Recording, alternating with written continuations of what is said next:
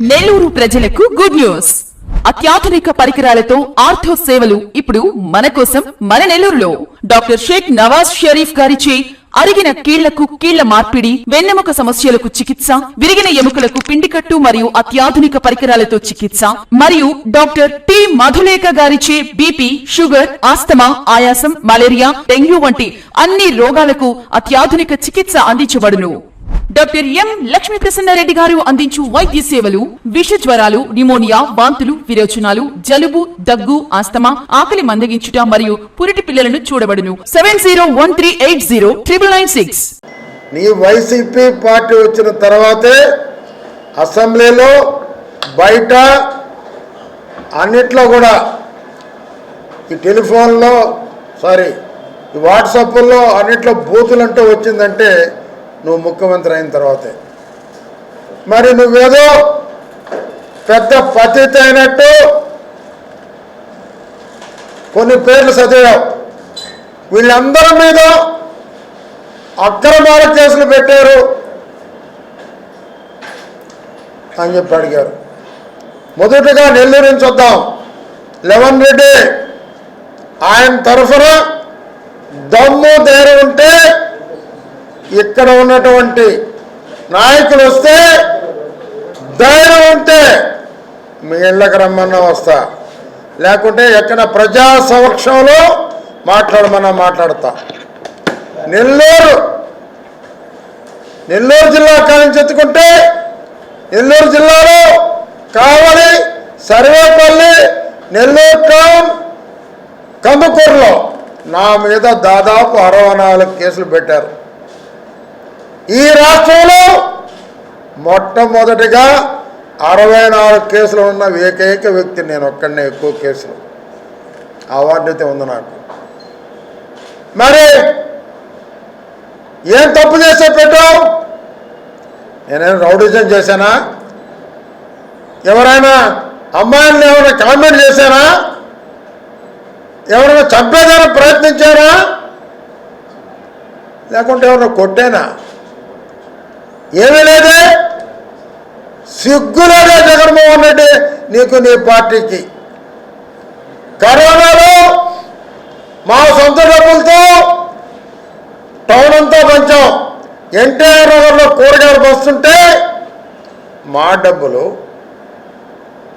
మా చంద్రబాబు ఫోటో వేసుకున్నాం. తప్పేంటి? చంద్రబాబు ఫోటో వేసుకుని పంచామని నా మీద, ఆ వార్డు అధ్యక్షుడు నాగేంద్ర మీద, మరికొందరి మీద నాయన బెయిలబుల్ కేసు పెట్టింది వాస్తవం కాదని అడుగుతున్నా.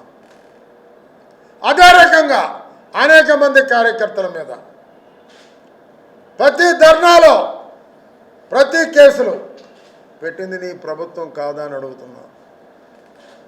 మరి కుసుమార్జున వాళ్ళు వైసీపీ వాళ్ళు పొడుచుకుంటే తెలుగుదేశం సంబంధించిన బాలాజీ మీద 307 కేసు పెట్టించింది ఎవరు? నువ్వు పొగడేగా నిన్న మా యువ నాయకుడు, బీసీ నాయకుడు అనిల్ అని, ఆయనే. దాని సమాధానం చెప్పు. నా మీద 64 కేసులు ఎందుకు పెట్టావు? వెంకటేశ్వరపురం వచ్చి వరదలు వస్తే మీ పార్టీ గతి లేకుంటే మేము వెళ్ళి భోజనాలు పెట్టాం. దానికి కేసా? వెంకటేశ్వరపురంలో మా జైరీళ్ళ అక్రమంగా కొడితే దానికి అడ్డం పోతే మా మీద కేసులా? మరి కరోనాలో ఇంజక్షన్లు అమ్ముకుంటున్నారు అనిల్, మీ తమ్ముడు డాక్టర్ అనే హాస్పిటల్లో అని నేను స్టేట్మెంట్ ఇస్తే నన్ను చంపాలని ప్రయత్నం చేయలేదా మీరు అడుగుతున్నా. చేసేది మీరు, మీ తమ్ముడు కాదా అని అడుగుతున్నా. నా టైం బాగుంది, నన్ను లాగబట్టి ఒక కాలుతో గుద్ది వెళ్ళిపోవడం జరిగింది. ఆ కారు అనుకున్న 2 కార్లు ఎవరి? ఆ రోజు మీ ఇష్టం వచ్చినట్టు ఎఫ్ఐఆర్ రాసుకున్నారు. ఇప్పుడు హైకోర్టులో ఉంది ప్రస్తుతానికి, దాని గురించి మాట్లాడలేదు. మేము హైకోర్టులో వేసున్నాం. వీటికి సమాధానం చెప్పండి. మా మీద 64 కేసులు పెట్టారు. నాతోటి జిల్లాలో నాయకుల మీద కేసు పెట్టారు. నాతోటి ఎక్స్ ఎమ్మెల్యేల మీద, ఎక్స్ మంత్రుల మీద ఎన్ని కేసులు పెట్టారు? దమ్ముంటే దాని సమాధానం చెప్పవా లెవన్ రెడ్డి? ఏదో ఆయన వస్తుంటే అడ్డుకున్నారంట, ఆడెవరుండారు? ఎవరూ లేరు. ఏదో 10 మంది ఎవరికైనా వస్తారు, అట్టా నీకు వచ్చారు. ఒక మహిళా డిఎస్పీని, ఒక ప్రసన్న కుమార్ రెడ్డి ఆమె తోసేస్తే ఆమెకు అడ్డం పోయిన కావలి హెడ్ కానిస్టేబుల్ మాలకొండయ్య గారు కింద పడి చెయ్యి విరిగిపోతే ఈయన ఆ బార్కేడ్ నెట్టడంలో ఏదో గీసుకుంటే నన్ను పోలీసు వాళ్ళు కొట్టారు, నాకు ఎస్పీ క్షమాపణ చెప్పాలని పెద్ద యాక్టర్లేండి ప్రసన్న కుమార్ రెడ్డి గారు, పెద్ద యాక్టర్. మరి కూర్చున్నాడు. మరి ఇప్పుడు ఆ కానిస్టేబుల్కి పాపం ఆయన చెయ్యి ఇరిగింది. నేను ఒకటే అడుగుతున్నా, వీళ్ళు ఎవరైతే ప్రసన్న కుమార్ తోటి ఉన్నారో దానికి ఎవరి కారకులో వాళ్ళందరినీ 307 కేసు పెట్టమని అడుగుతున్నా. నేను పోలీస్ అధికారుల్ని ఒకటే రిక్వెస్ట్ చేస్తున్నా.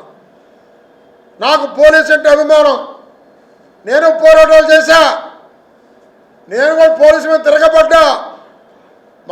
మా కార్యకర్తల మీద అక్రమ కేసులు పెట్టొద్దు, మా కార్యకర్తలు ఇబ్బంది పెట్టొద్దు, మా ప్రభుత్వం వస్తుంది, మీరు ఇబ్బంది పడతారు అన్నామని తప్ప మీకు గుడ్డలు ఇప్పుతాం, మీకు రాఫులు చేస్తాం, మీకు డ్రాయర్ ఇప్పుతాం అని మేము అనలేదే.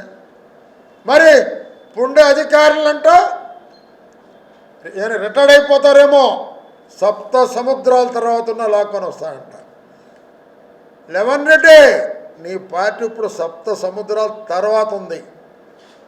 ఎట్టా 7 సముద్రాల తర్వాత ఉంది నీ పార్టీ. ముందు అది తెచ్చుకుందానికి ప్రయత్నించు. నువ్వేదో నేను 3 సంవత్సరాలు వస్తాను అంటే పగటకల్లగంటున్నావు. 3 సంవత్సరాలు కాదు కదా, 30 సంవత్సరాలు కూడా నువ్వు ముఖ్యమంత్రి కాలేవు. ఇప్పటికీ ప్రజల్లో నీ రౌడిజం గురించి వెళ్ళలేదు. నీ రౌడిజం గురించి ఇంకా మర్చిపోలే. నువ్వా తెలుగుదేశం పార్టీని అనేది, నువ్వా చంద్రబాబుని విమర్శించేది? నీకు అర్హత ఉందా అని అడుగుతున్నా. మరి ఎంతోమంది ఇబ్బంది పెట్టారు మమ్మల్ని. కాకాని గోవర్ధన్ రెడ్డి అనవసరంగా లోపలేశారు. ఆయన ప్రజాసేవస్తు లోపలేశారా? మైన్స్ కానివ్వండి, క్వార్టీ అమ్మింది వాస్తవం కాదని అడుగుతున్నా. మరి మరో జడ్పీటీసీ శేషన్న మీద అక్రమ కేసు పెట్టారు.